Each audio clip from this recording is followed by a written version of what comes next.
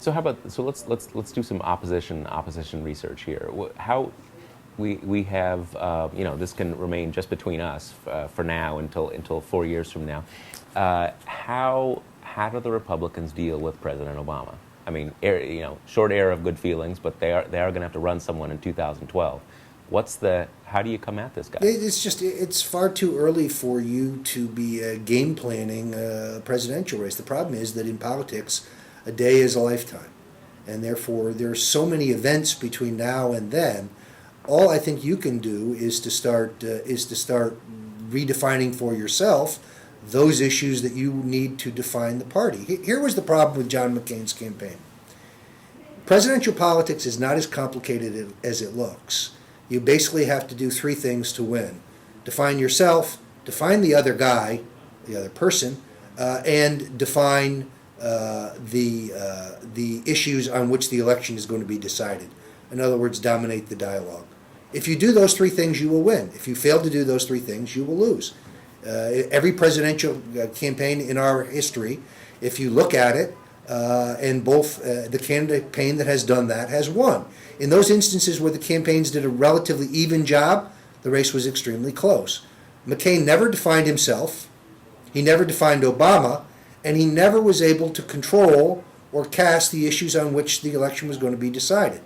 In the last case, perhaps you can say, well, that was beyond his control because the race shifted to the economy in a way that was unforeseeable. He still never defined himself and never defined Obama as an unacceptable alternative to himself. But and it's why he lost. He did a lot of trying to define Obama. He had the whole, the celebrity, the whole kind of series of celebrity ads. I don't think it had any kind of consistency. In other words, a campaign has to have a rhythm, and you begin your criticism of your opponent at a lower decibel, and you continue to increase it over time. And he does the same thing, so you get a dialogue. If you, at the end of your campaign, you just start screaming about your opponent at a decibel level never heard previously, people say, well, there's a guy who's desperate and he's going to lose, and he's smearing the other guy. So you needed to begin your criticism, and you needed to build your case over time.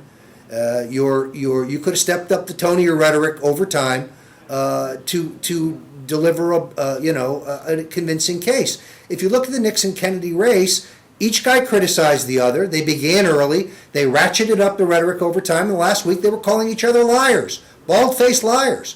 But it didn't seem jarring to the voters because they had heard this criticism building for some time. Mm-hmm.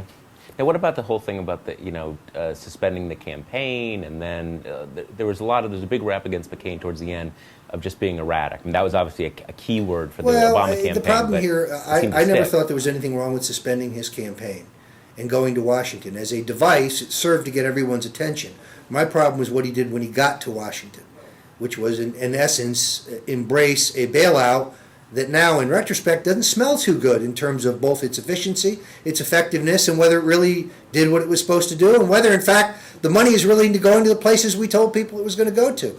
McCain's classic mistake. He had no rationale for his candidacy in the post-economic crash period. He was handed one. Folks, I went to Washington. I saw the deal on the table. I agree with the House Republicans. It stinks. It's not a Main Street deal. It's a Wall Street deal. It's bailing out the same thieves who got us into this place. I'm against it. Evidently, Senator Obama and his party are for it. That's the difference between us and them. And let him struggle. You now just had a rationale to run this campaign and close on it.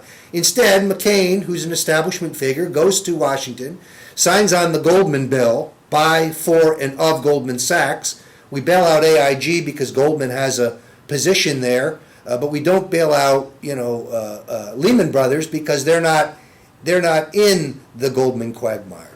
I mean, it's an amazing piece of legerdemain to come through the legislature. McCain should have endorsed it. He'd have a populist issue to close on, and he might have won the race. Huh.